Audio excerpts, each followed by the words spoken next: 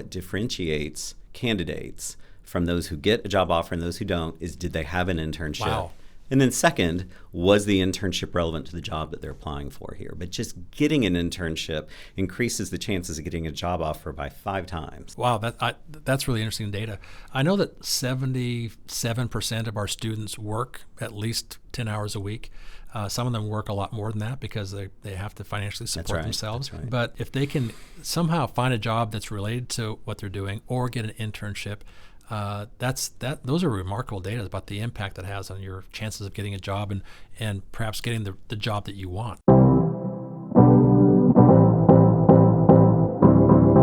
One of the things I want to talk about today is about something that happens at Texas State that I think is pretty special, and that's our Career Services program, where we help students learn about what it takes to get a job while they're a student, maybe get an internship while they're a student, but also be successful when they leave here as well.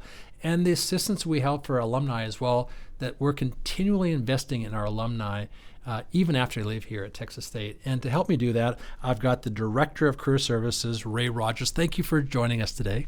Glad to be here. Yeah, so let's talk about how you got to Texas State. What's your Texas State story? Yeah, good question. So native Texan, but I was in Florida for about 20 years, and I was working in higher education, career center there at a small liberal arts.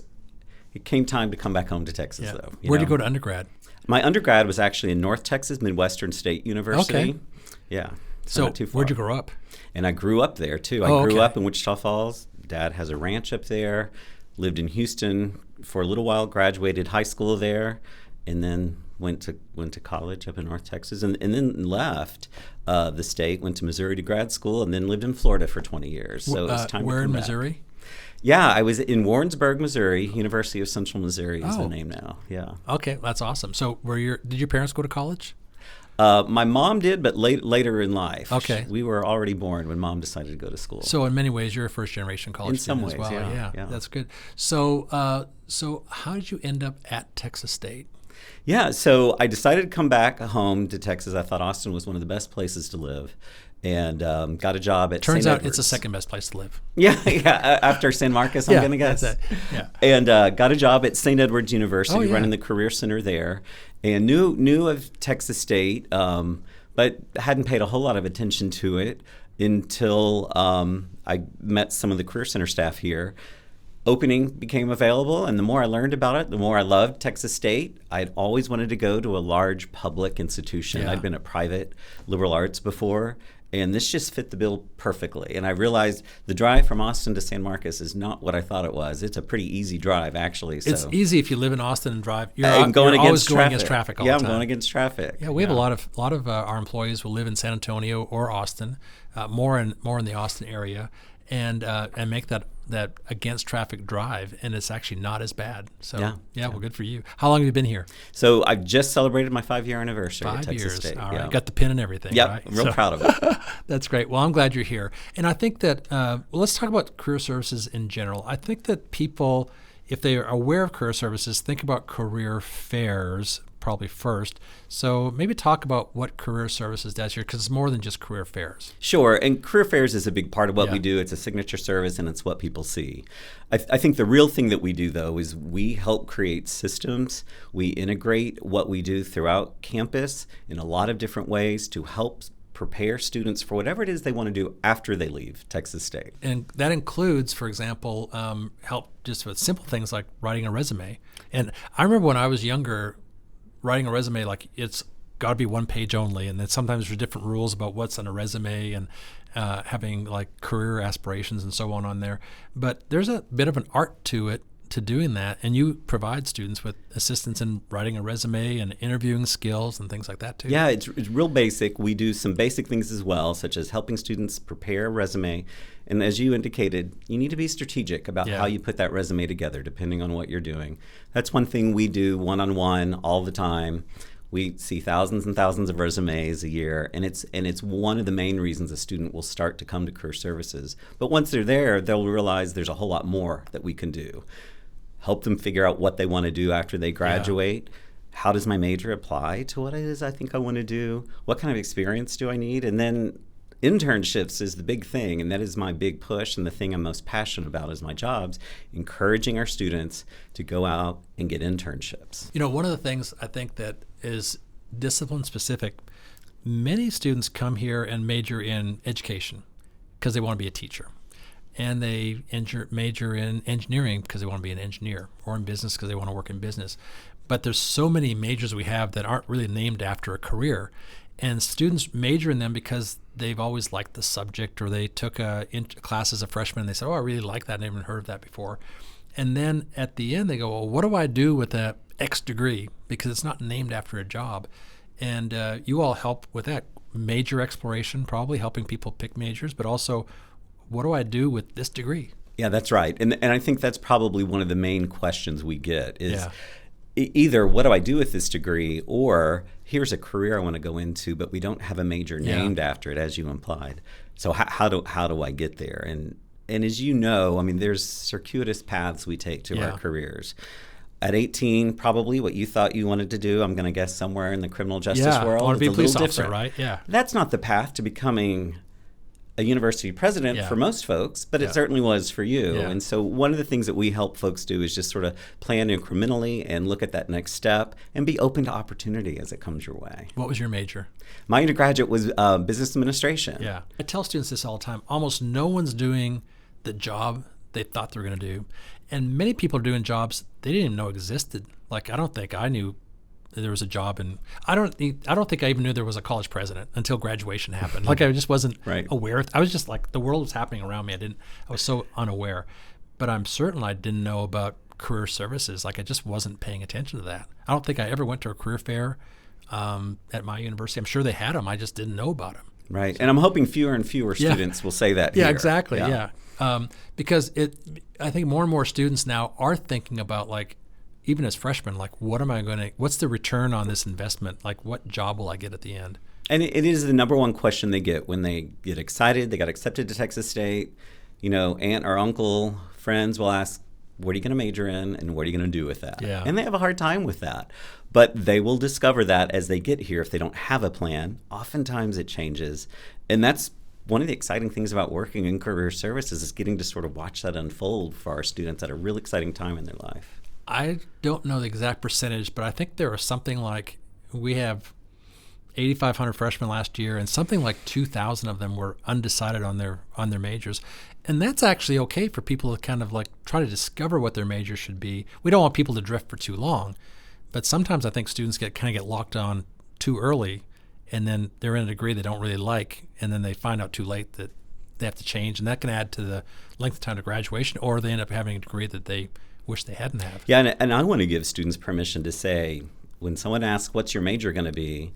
I'm not sure yet, and I think that's a fine answer, because many of our students also come in and they'll change their mind. Yeah. Sometimes they change their mind between new student orientation and the first day of class when they get here, because they're thinking about different career opportunities. I think that happens. People are sitting in new student orientation, they're sitting beside someone else, and they say, oh, I'm a film major. I didn't know we had film. And so, and then next thing you know, they're a film major too, or whatever that degree is. And so I think there's a discovery process that's really unique by person and by experience, that we should have some flexibility in there, because people are unique individuals, right? Absolutely. So and as they sort of discover what they want to do, or discover what they're good at, or oftentimes, and as I mentioned with internships, they sometimes discover what they don't want to do. Yeah. They think they want to do that, but they go and get what I'd call a realistic job preview with this internship and decide, that's not really what I want to do. So now I want to pivot and do something different. You know, when I was an undergraduate, I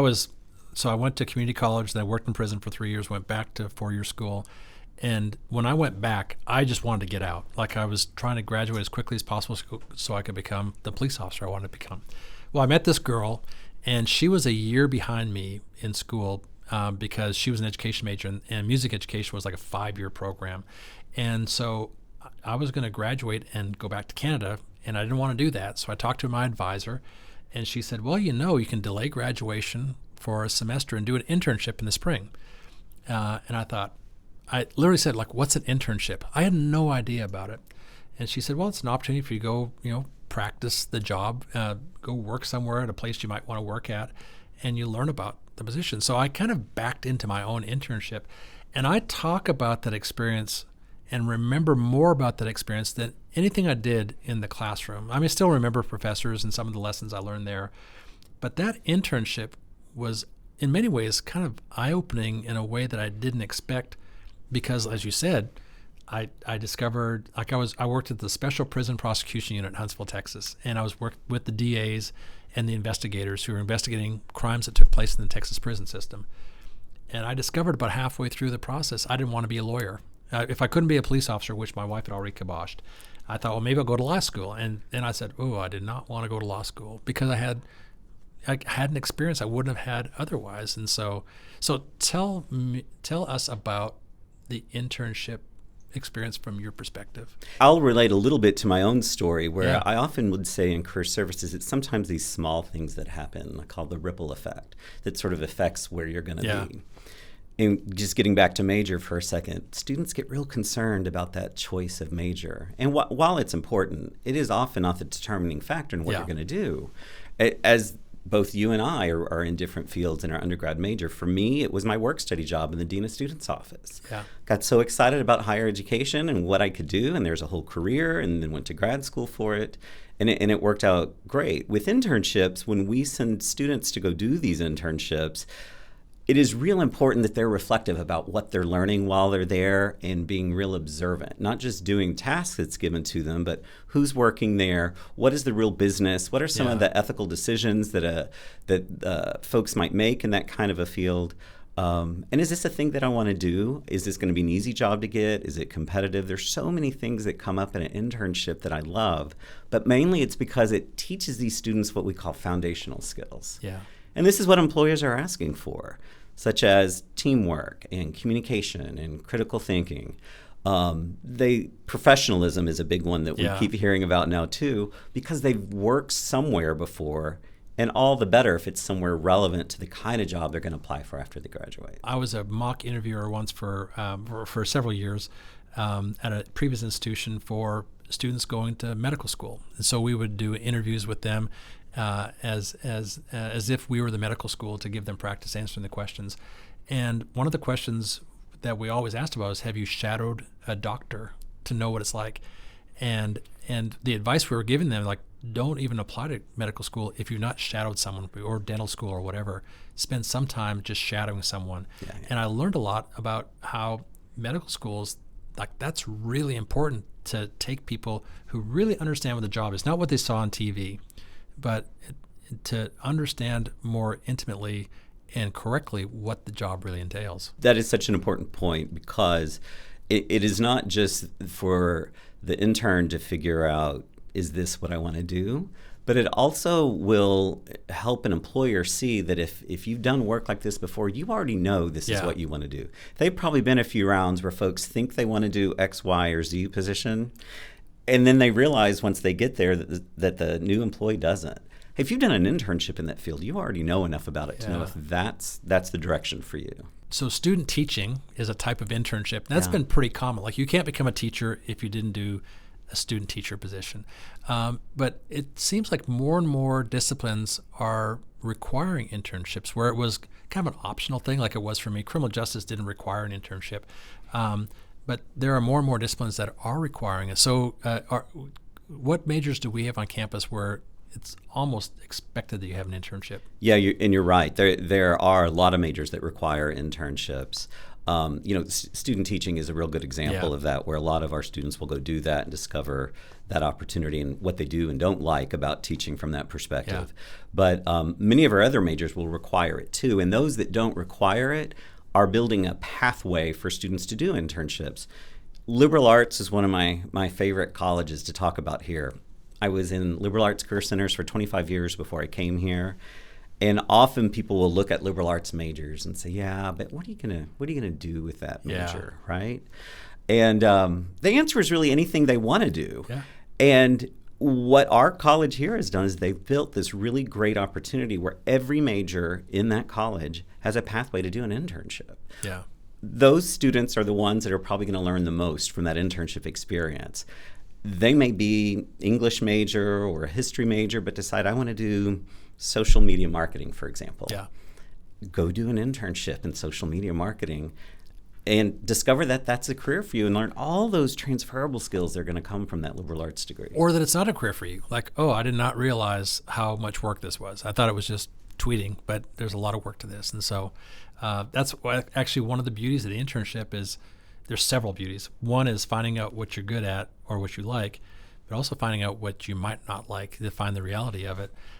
The other benefit, though, is in some ways it's like a semester-long interview for you with the perhaps future employer. Yeah, I'm glad you mentioned that. One of the things I would say is back when internships were beginning, they weren't as popular. And I'll say when I was in college, I didn't do an internship. Yeah. It wasn't an option, similar to what you said. But when employers started offering internships at first, it was a way to get work done low cost. Yeah. Bring someone in, Unpaid, whether it's paid or unpaid, or paid less to get work done. That is not the case now. Almost all of our employers have internship programs as a way to bring candidates in, get their name out there as an employer of choice, but also to screen candidates to figure out this is our hiring pipeline as our internship program. So they've gotten very strategic about when they offer those and what they bring a student through to give them a realistic job preview. So more and more, that internship is a test for both a potential applicant in the future, but also a potential employer. You know, when internships started, I think there was so little oversight on the placement sites by the university that I think some people took advantage of that and had basically getting free employees and so on. Or the students were going there and part of their internship was like mopping the floor or making runs to Sonic for happy hour or whatever. And they weren't getting real world experience. But you probably do a lot more vetting of the internship sites that happened early on in the history of internships. We do, and you're exactly right. I think there was very little oversight of what an internship should be before, but the Career Center, as well as our internship coordinators and the academic colleges across campus, do a really good job screening those now, helping an employer understand what an internship is. We will get calls often from maybe a startup company or a smaller business wanting to offer an internship.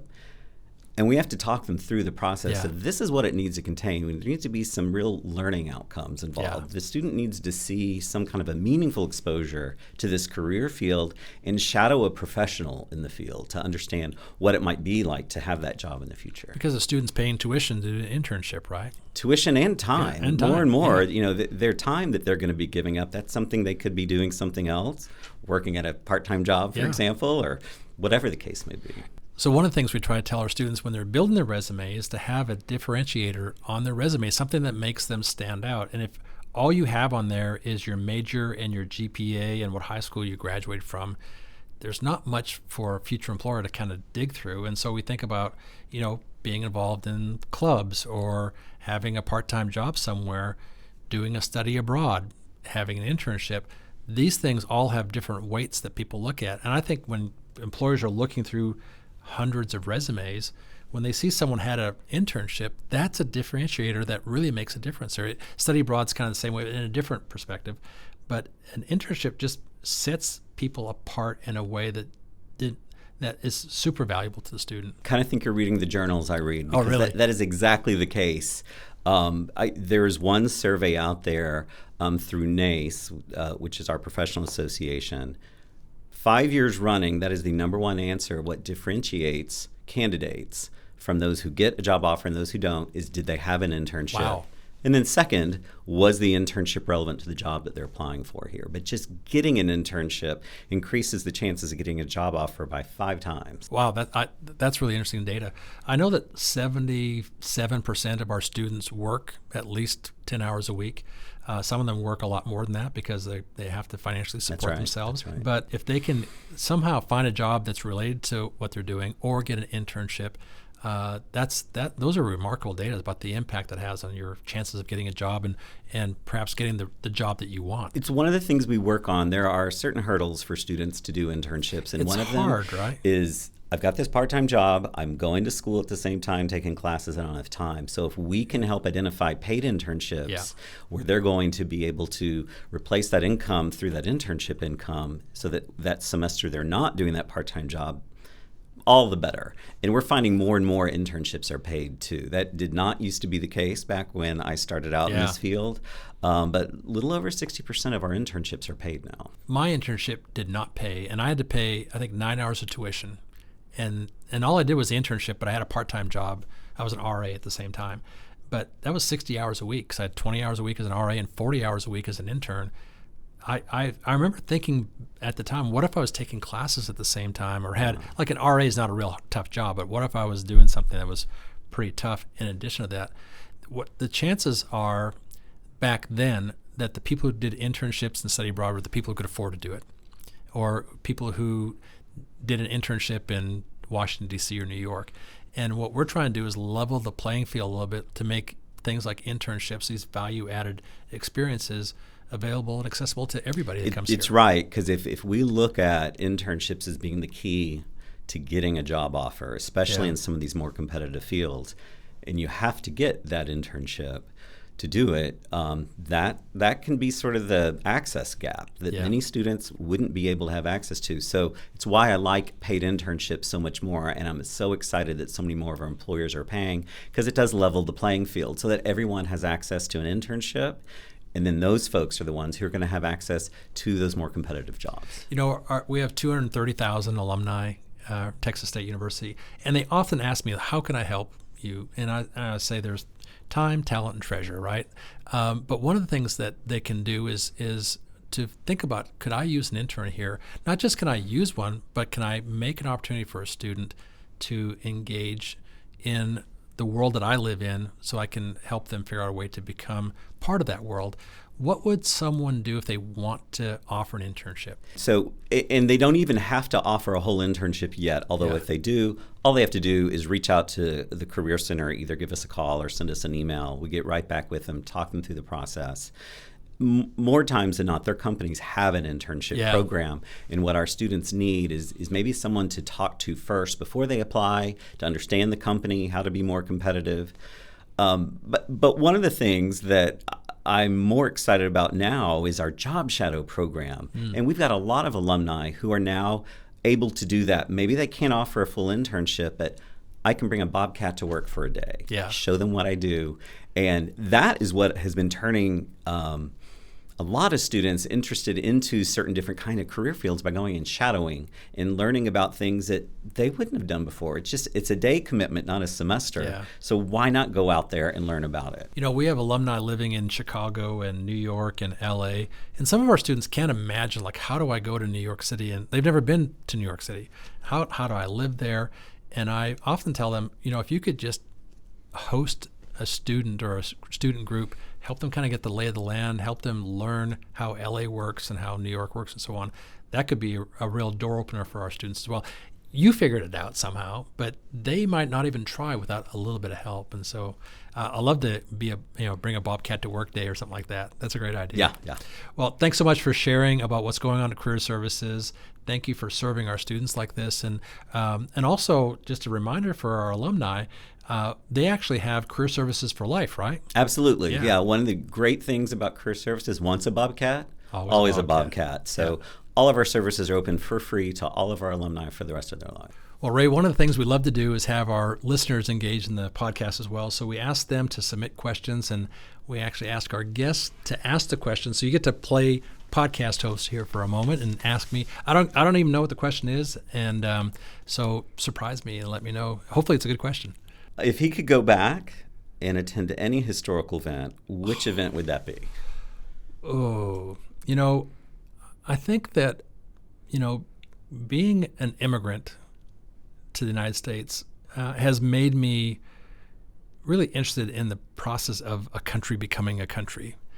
And I guess I'd love to be a fly in the wall at the Congress when they're writing the Constitution and be part of that conversation, or before that, while they're declaring independence, where these people sign their name to this Declaration of Independence, and how courageous it must have been for them to do that, creating something out of scratch, something that's never been done before. but then to create something as great as this country we live in, I think being part of that would be really interesting to see. I hope I'd have the courage to sign along them. I think I might have got swept up in it and done it anyways, but these people were super courageous, and almost all of them ended their lives having lost everything. Like they sacrificed everything to make this possible. So that's probably it. Probably the signing of the Declaration of Independence. Yeah, that's going to be a tough one to beat. I agree. Pretty much any scene from Hamilton, a real life version of that. Yeah, that's great. Ray, thanks so much for sharing about what's going on in career services. It's inspiring to see how much work our faculty and staff put into our students to help them rise above whatever challenges they're facing. And the biggest challenge is to get a job when they graduate. And we want them all to be employed when they leave here. I know their parents do as well. So thank you for helping us do that.